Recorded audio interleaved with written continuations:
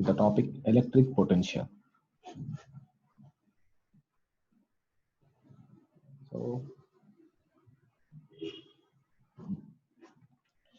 So this is me, and before starting our topic, let us revise the electric potential energy. What are the things we have discussed is that whenever the two charges are interacting because of the conservative force, they are also storing the energy, and the energy stored is what we have calculated as K Q1 Q2 by R.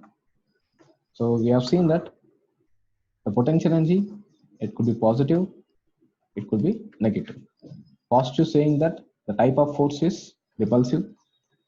And when does it happen? Like whenever the charges are both positive, both negative. So in this case, the potential will be coming positive. But when the forces are attractive in nature, then definitely the potential will be negative. That is when one charge is positive, other one is negative. So since it is energy, it is definitely a scalar. And if there are other charges, like in the case of when we dealt the scene in the case of multiple charges. So like for example, if you take three charges and if you solve this as a problem, this is Q, this is Q, this is Q, forming an equilateral triangle. So now for the system, what is total potential energy? So if you're calculating, so for every set of two charges, there is one potential energy term. So here how many interactions are there? Between 1 and 2, between 1 and 3, and between 2 and 3. And since so the charges are identical and it is an equilateral triangle, so for this, what is the potential energy is? It is K Q1 Q2 by, so it is K Q1 Q2 by R, and that's what will be coming. And similarly for others also, it is K Q1 Q2 by R. So both charges are same. So we're getting, this is what the system potential energy is. So this is how we can calculate depending upon charges. We have calculated the potential energy. Now, so if you want to describe this, like with respect to this charge, so if you're putting the charge over here, it has got a potential energy. So when you put it here, you're getting one value. But if you put it at a different place, or if you put a different charge, what do you think we're discussing is that out of these two charges, if you fix this charge, and when another charge Q is placed at this point, we are saying that the potential energy is coming out to be, so KQ Q by R it is coming. Now, what if the charge is instead of Q? If you put 2Q charge, then the potential energy will be K 2Q by R, and the potential energy has doubled. So when one of the charge doubles, the potential energy got double. It's like this point P has some capability because of this charge. At this point has some capability, or we can say capacity, or you can use the words capacity, or you can use the word even the potential. This point has a potential. What is the potential? What does the potential is to give energy to whatever the charge you put it there. So that's what. So that's what we are observing here. And so when you put charge Q, the potential is U. When you double the charge, the potential is double. That's what they are directly proportional. That means if you remove this proportionality, we're getting some constant, and that constant is what we're calling it as the potential. So the potential is the proportional constant is what we can call it as the electric potential at the point. The electric potential is at the point is nothing but the capacity to give the energy to other charge which is placed there. And why that point has got the potential there? Because the charge Q is providing that, it is producing this. So this is what is our new physical quantity for us. Until now, what is the thing we have discussed? We have seen that a charge produces electric field. But now, in order to explain the energy, how the systems are carrying the energies, so we are defining a new physical quantity which deals with energy.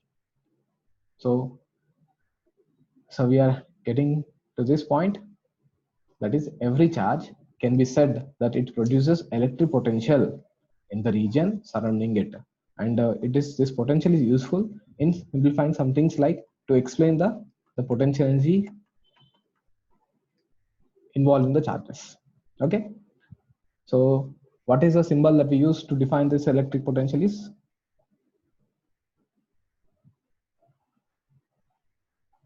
One second.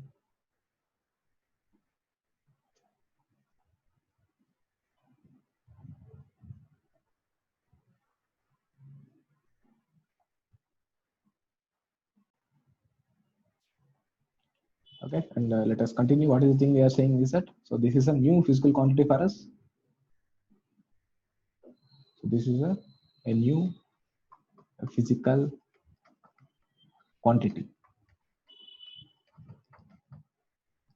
So it is added, it's like a new character, like whenever we watch some series or TV or in some movie, so characters will be entering in order to continue our story. So this is like a new character, a new physical quantity, and the symbol that we are using is V.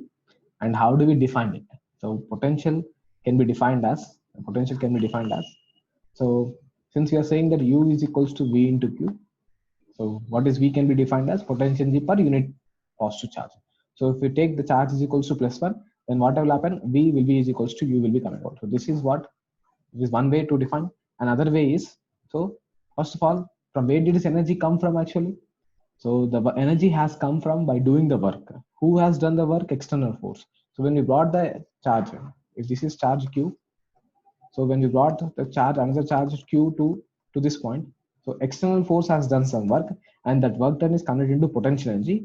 And so instead of saying potential energy, we can say that potential is defined as work done in bringing. So in the place of U, you can write work done in bringing the charge from infinity to that point.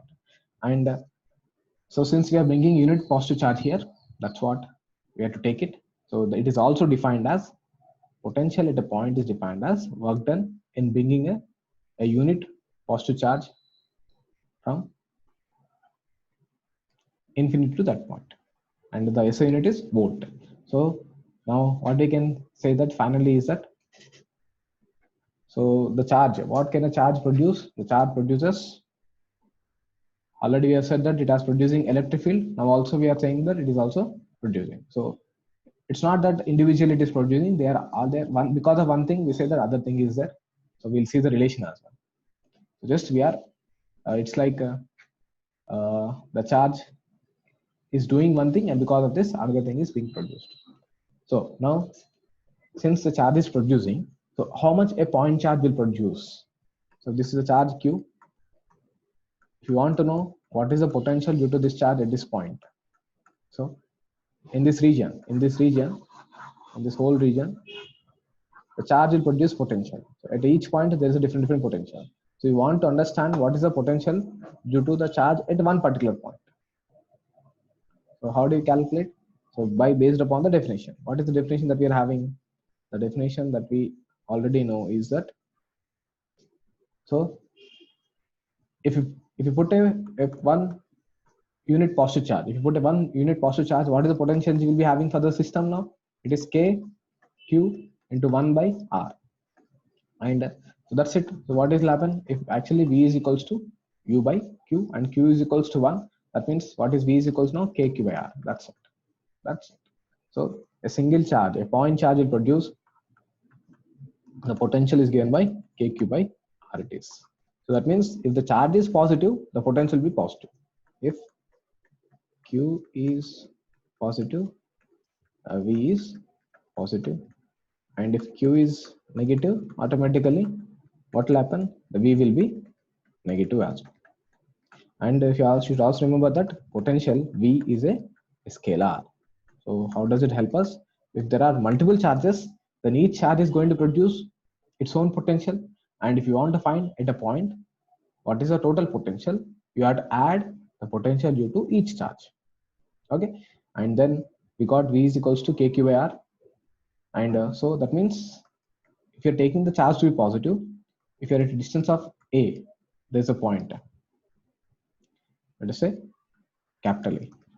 And if you are at a distance of B and there's a point B, so what is the thing you're observing here?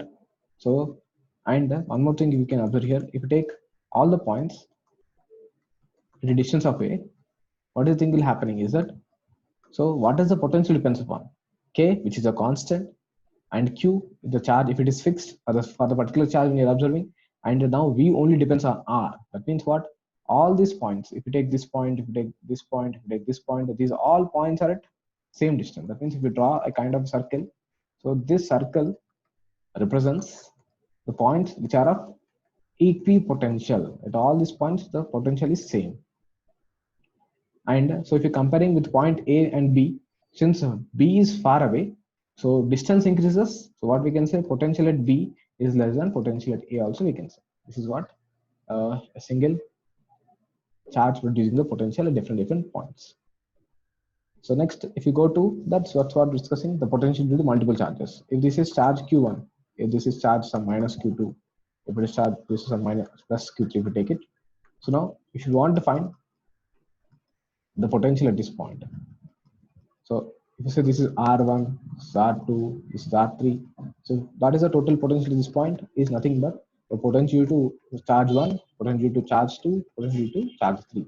So this is how we calculate. Whenever there's a charge distribution or whenever there's a point charge, if you want to find the total potential at point, what do you think you can do is that simply calculate due to each charge distribution or point charge, find the potential there. What will be coming out? It is, since the first charge is positive, the potential will be positive. Since second charge is negative, the potential will be negative.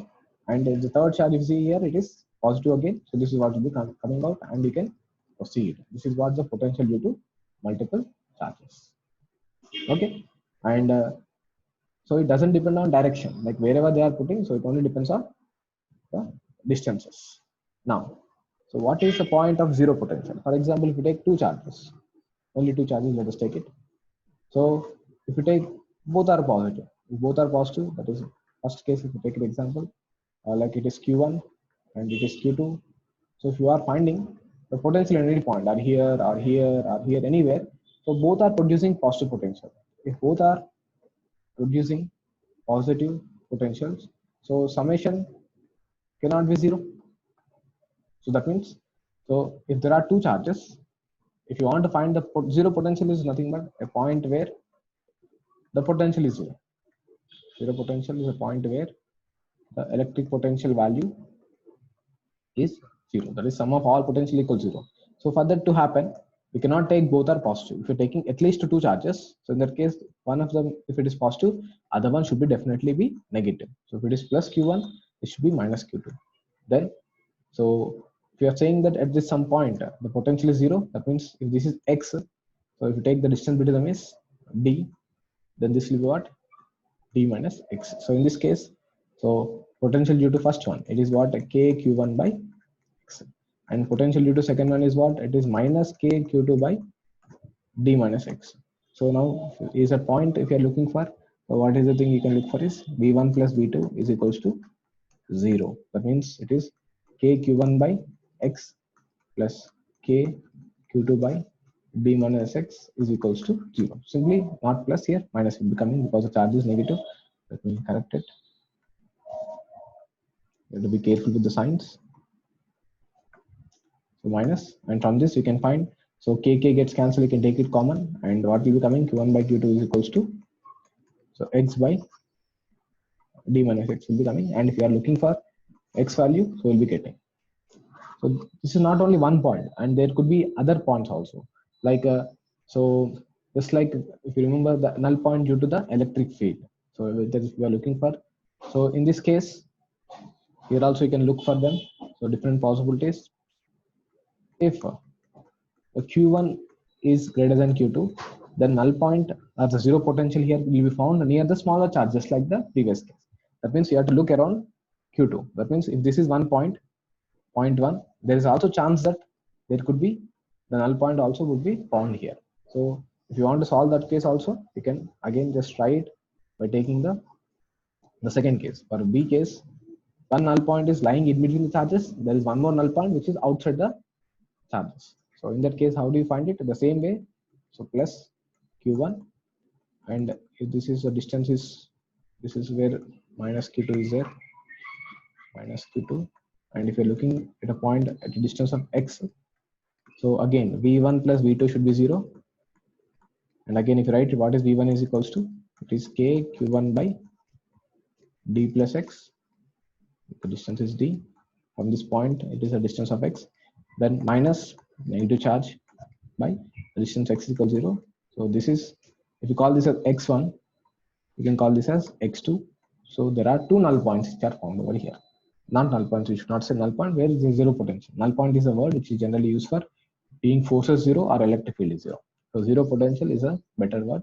So this is for the two charges, but the zero potential can be found for multiple charges as well. If there are multiple charges, so what you can do is that, so I use this last slide. Okay. So in the case if there are multiple charges, for example, if you take a square, if you're taking a square, this is q1, q2, q3, and q4.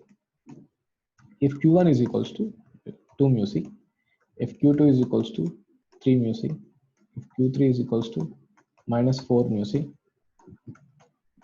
the question can be given as what should be q4 value so that the center is zero potential. Center of the square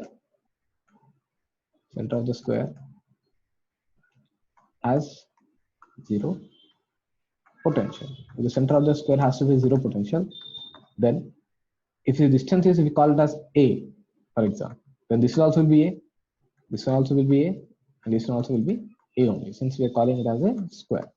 Now what does it mean?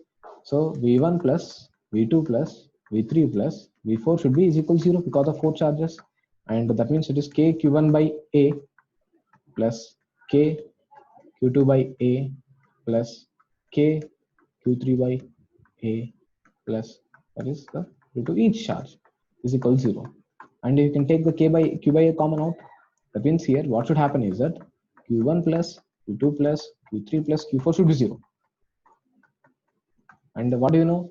q1 plus q2 plus q3 is what? 2 plus 3 minus 4. If you call this as x plus x is equal to 0, that means what is that? X is equals to minus 1. So when you have the fourth charge is equals to minus 1 mu c, then this is what the answer for this question is. Understood? So that is how we can calculate the zero potential. Okay. And next, so we have seen that the charge will produce the potential in the surroundings, and the points which are at same distance, they have same potential. But if you take 2 points at 2 different distances, then there will be potential difference. So what is the use of this potential difference? Yes, it is there, but what is the use?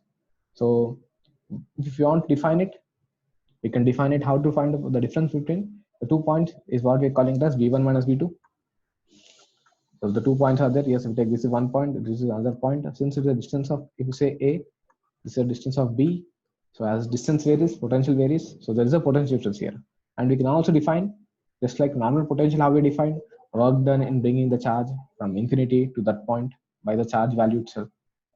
Right? So here also you can say, but here we're not bringing from infinity. So in this case, what is we are doing is it is defined as work done bringing the charge from, if you're taking, for example, if you're taking a plus 1 coulomb charge from is taken from 1 to 2. So work done in taking the charge from 2 to 1 is nothing but, so it is V final minus V initial, we can write. That is final potential minus initial potential when you're taking the positive charge. Okay.